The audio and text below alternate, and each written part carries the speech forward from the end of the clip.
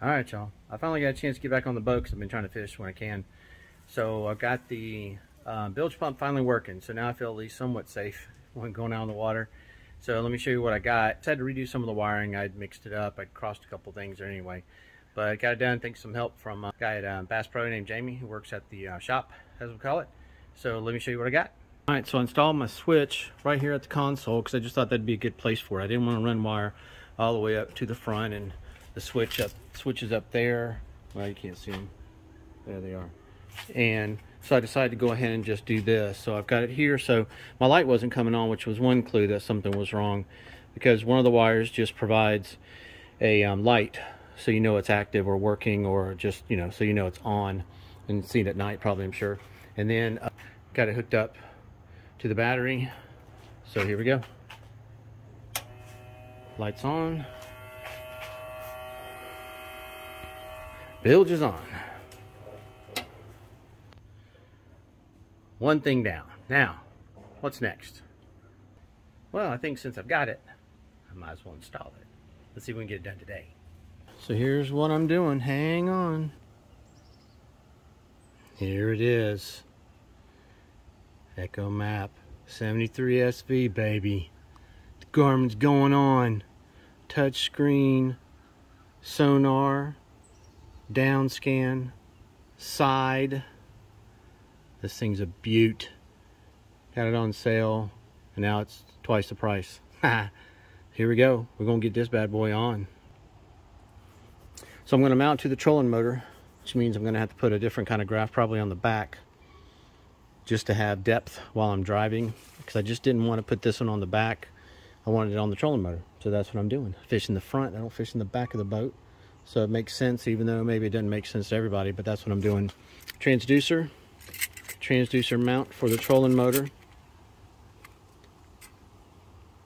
And take 7 screws. Make sure you look carefully if you're putting one of these on, and find all the 7 screws that are in a different bag than where the big clamp is. All right, got all 7 screws on. I've already got it figured out where I'm mounting it, and even though it may look a little funny at first, because the way this trolling motor is built, and again, this is the Motor Guide i3. The fin is up here, of course, because it's protecting the prop, but there's nothing down here to, if I put the strap here, there's nothing that, you know, it can just slide right off. And even though I can make it tight, blah blah blah, I don't feel comfortable doing that.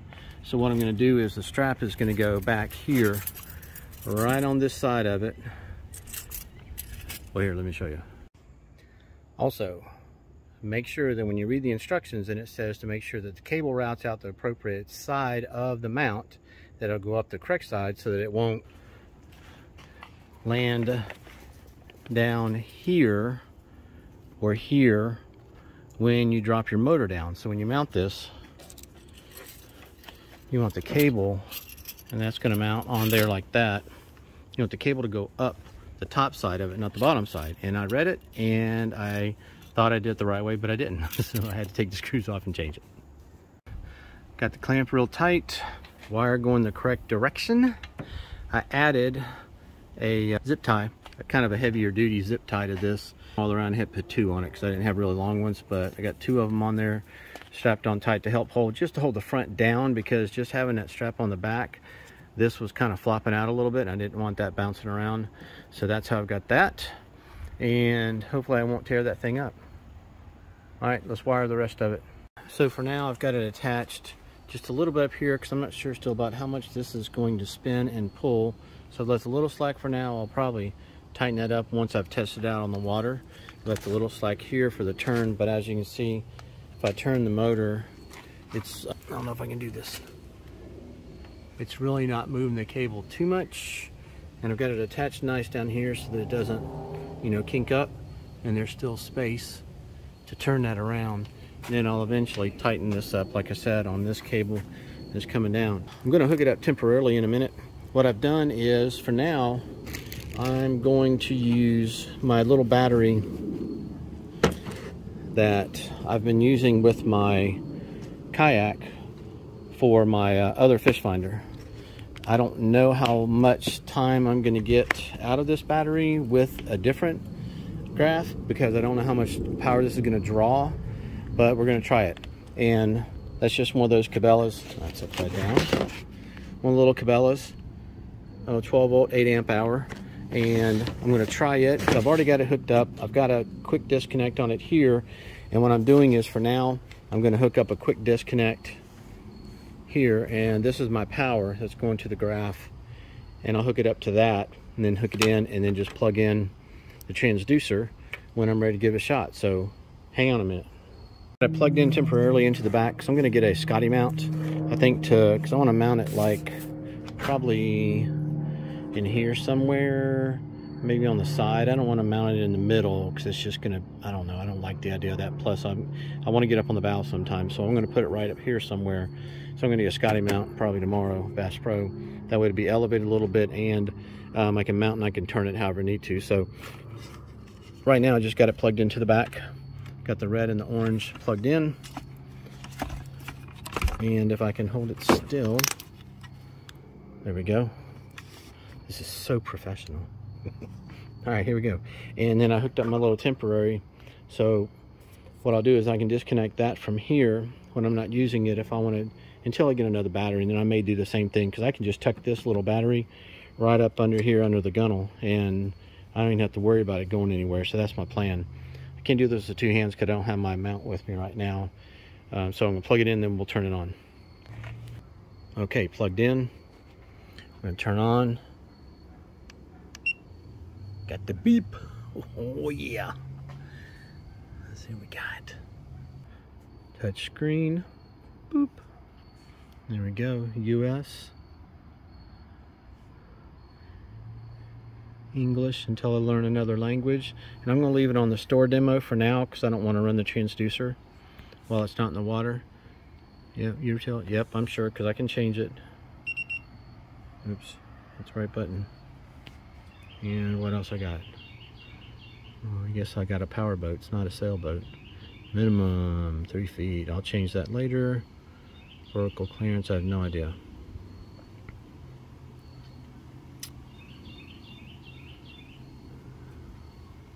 I don't know what that means. I have to play around with that.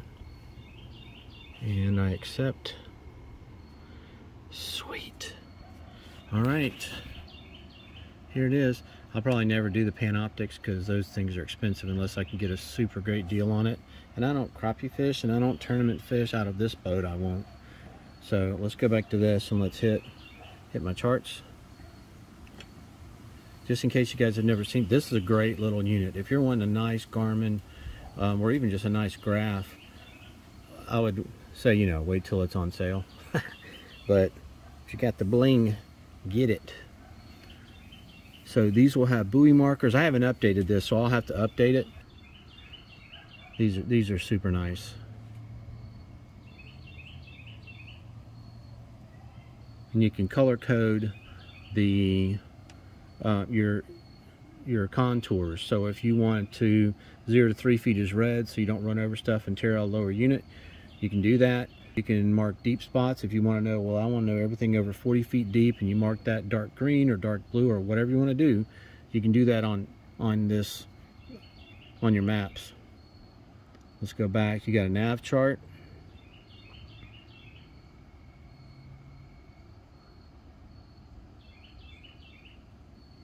And I think this is the one that shows buoys and stuff like that. This probably would be better if I had this connected to the transom, just because I could use this for, you know, when I'm driving the boat. But for now, I'm not going to do that. Maybe we'll switch it up later. And then 3 types of sonar. You get your traditional sonar,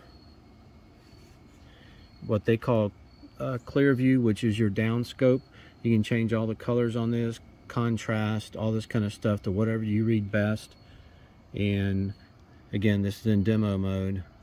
And then side view, which I'm really excited to try and test it out to see if it can help me. Like if you want to run parallel to a bank and you want to see what's on the bank, because side view is going to shoot off to both sides of where the transducer is and at an angle, so you can actually see what's on both sides of your boat. So I was told that a cool way that people use it a lot is to run it parallel to a bank, so you can see what kind of structure you have on the bank, and then kind of work your way back if you see things you like, if you see fish or if you see structure, and kind of work your way back and fish that structure. You can fish it as you're going, I guess, too, but that's what I've heard that some people do. You guys can comment on other ways to use side view, because these are all new to me. I've never used graph other than my little hummingbird, and all it has on it is sonar.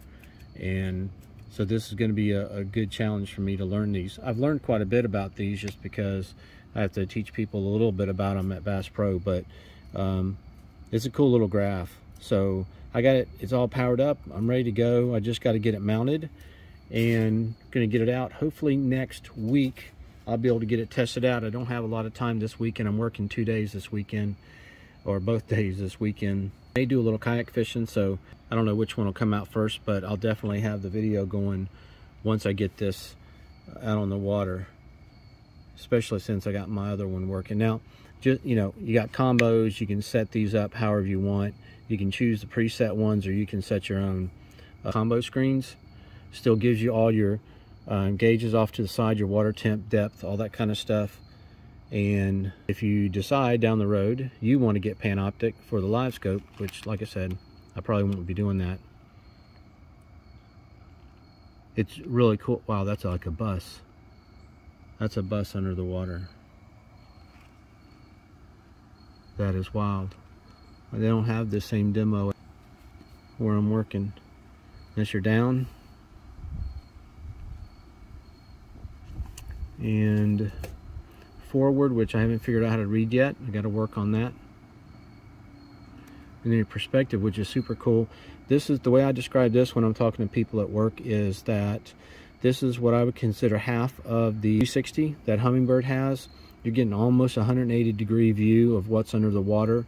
If you see the really light colored, kind of white reflective looking kind of deals, those are the fish from what I've been told.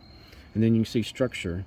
So this one has an old foundation of a house under the water, and so you can find that structure. You see your fish. If I ran out of room on my phone for my memory, I always forget to clear that out before I video. You can see structure underneath. This is an old foundation. So if you look down on here and you go, oh, I don't see any fish, although this is showing fish. Like I said, the white reflective looking kind of things are fish. But if you don't see anything, you go, oh, I'm going to move on, and you go to the next spot. So this is it's a time saver. Those are expensive though to get Livescope. If you want the original version of Livescope, right now I think it's running a little over $1,000, or right around $1,000, and the new one, Livescope Plus, is around $1,600 or $1,700. So if you're willing to add that to it, then more power to you. Have a good time with it. It'd be a long time before I add that to mine, but you never know. So I'm excited about this. Man, this is so cool. It's gonna, hopefully, it's gonna really be a nice addition to the boat, and I'll be able to really show some things, and hopefully I'll learn and then be able to teach, just in case some of you are looking to use the same type of equipment or whatever it may be. And with the motor guide, I haven't even gotten it in the water yet, so we'll see how it runs. But as far as I know, it's a good trolling motor. It's brand new anyway. I think this one's a I can't remember now. 55 or a 45.